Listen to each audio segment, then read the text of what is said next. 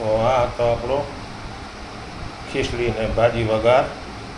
જો આ આપણી ડીશ કેવી લાગે તો લાઈક કરજો, શેર કરજો અને સબસ્ક્રાઈબ તો જરૂર કરજો.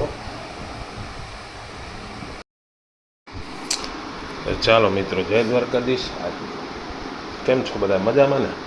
જો આજે આપણે છે ને ખીચડી બનાવી લીધી છે.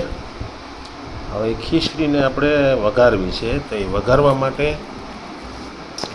જો આમાં આપણે ખાંડી લીધું છે, લસણ, મરચું, આદું, ધાણાભાજી, પછી આ ડુંગળી મોરી લીધી છે, આ ધાણાભાજીનું કટિંગ કરી લીધું છે, પછી આ પાલકની ભાજી છે અને સુધારી અને ધોઈ લીધી છે, અને પછી આ ટમેટાં છે, એક મોટું ટમેટું લઈ લીધું હતું, એને પણ સુધારી લીધું છે. અને હવે આપણે કડાઈમાં તેલ મૂકી દઈએ વઘાર માટે. તો આપણે તેલ મૂકી દીધું છે અને ચાલુ કરી દઈએ.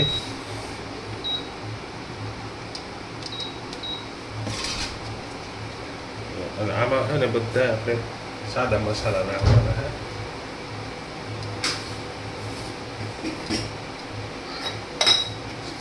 બધા છે ને સાદા મસાલા આપણે એની અંદર એડ કરવાના છે. પહેલાં તો આપણે તેલ આવે પછી આગળ વધીએ.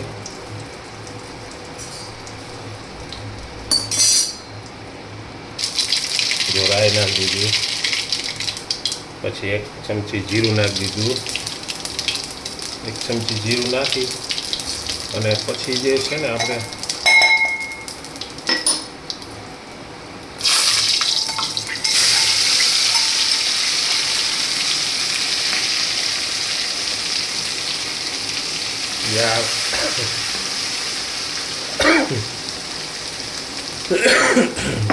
આદુ, મરચાં અને એ બધું એડ કરી અને પછી ટમેટા એડ કરી દઈએ.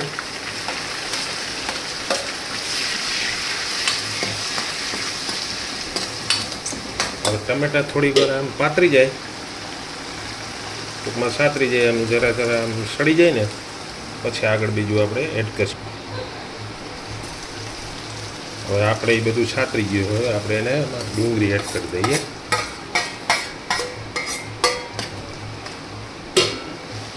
હવે ડુંગળી એડ કરીએ એટલે એને થોડીક વાર આપણે એને છાતરવા દેવાનું.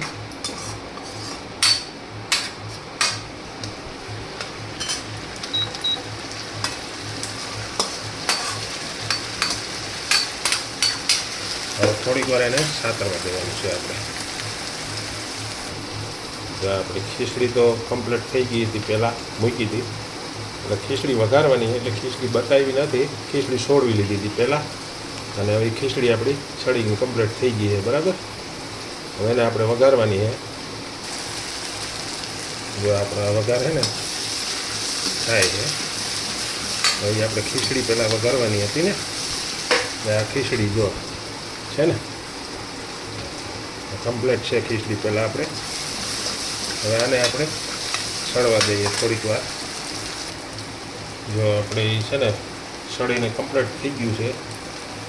હવે એમાં 1 ચમચી હળદર નાખવાની આ રીતે. અને ગરમ મસાલો અમારે નાખવો હોય, તમારે નાખવો હોય તો નાખો, ન કે કીટ કરો તો હાલે, 1/4 ભાગનો.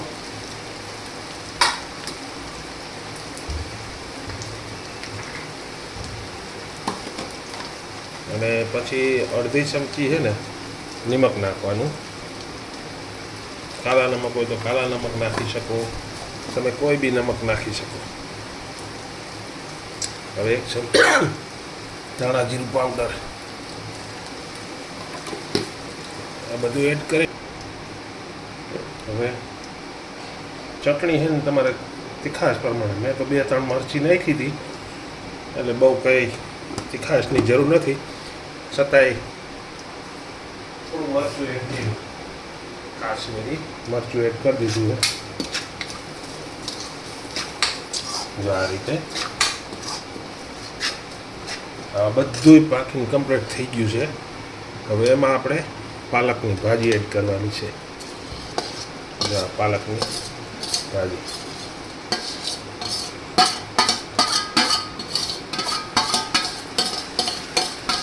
આમાં હે ને બસ મસાલા બધું એડ થઈ જાય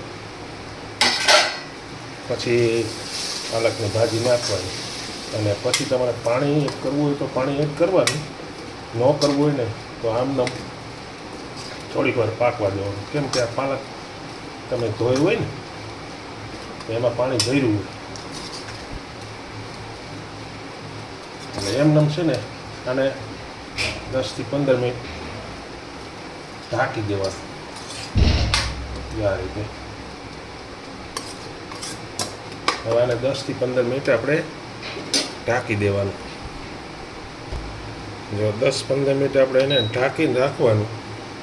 10-15 મિનિટ પછી ખોલવાનું એટલે જે પાલકની ભાજી હોય ને એકદમ બફાઈને ઓલી થઈ જશે અને આપણે વઘાર જે છે એ બધું એમાં પડી જશે. એટલે જે આપણે ખીચડીનો વઘાર કર્યો હોય ને એકદમ કમ્પ્લીટ થઈ જશે. પછી એમાં આપણે ખીચડી એડ કરશું. જો હવે આપણો હે ને વઘાર ભાજીનો પાકીને કમ્પ્લીટ થઈ ગયો છે. હવે એને આપણે ગેસ ફ્લેમ બંધ કરી દઈએ અને એને આપણે ઉતારી લઈએ. હવે